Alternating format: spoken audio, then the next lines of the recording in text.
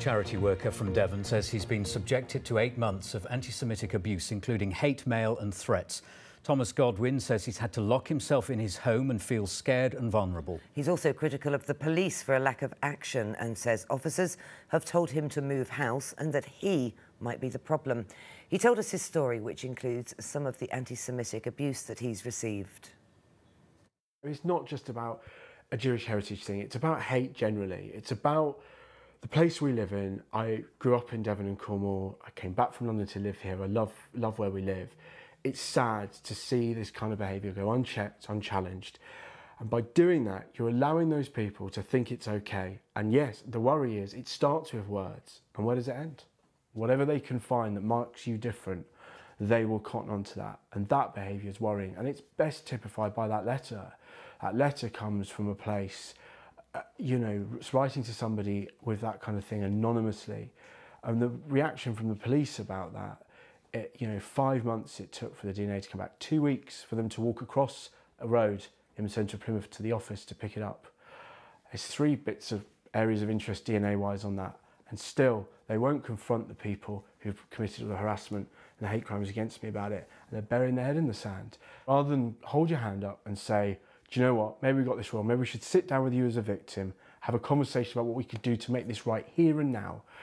You go into this making me as a victim the problem, and that's shown by things like telling me to take my CCTV down, telling me to think about have you moving. It's classic sort of old school way of dealing with it. Well, don't make a fuss and it won't get worse.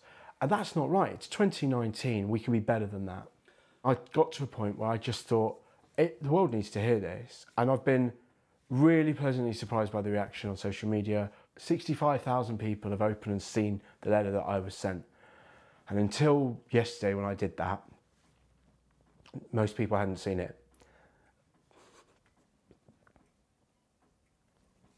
And it's important because that's what abuse is. It's about silencing you so that you don't speak out, so that you think it's your fault, so that you don't do anything.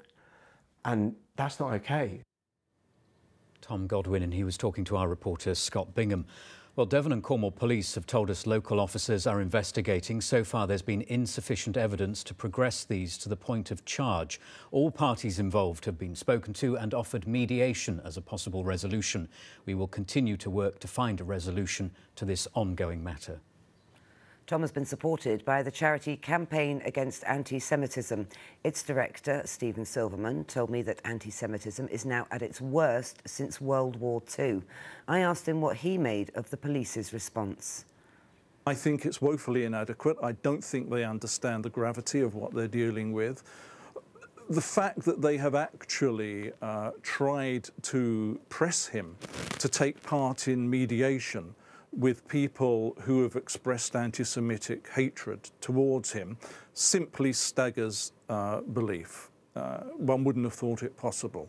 And it just betokens a woeful lack of understanding of the severity of what is a very, very serious hate crime. What do you think they should be doing then? We think they need to immediately up the level of the investigation. And I understand they are now referring it to it as harassment rather than a very serious hate crime. They really need to reassess the way they have conducted this investigation, and quite possibly ask another officer to review the work that has been done to date. What's your reaction to all of this, Stephen? You must be saddened to see that this is happening. Even when an investigation is conducted properly and papers are then filed with the CPS, we see a very worrying reluctance to prosecute anti-Semitic hate crime by the Crown Prosecution Service. So this is just yet another example of the way in which anti-Semitism or rather the agencies that are meant to be protecting the British Jewish community against anti-Semitism are actually failing them. OK, Stephen Silverman, thank you so much for your time. Thanks very much. Thank you.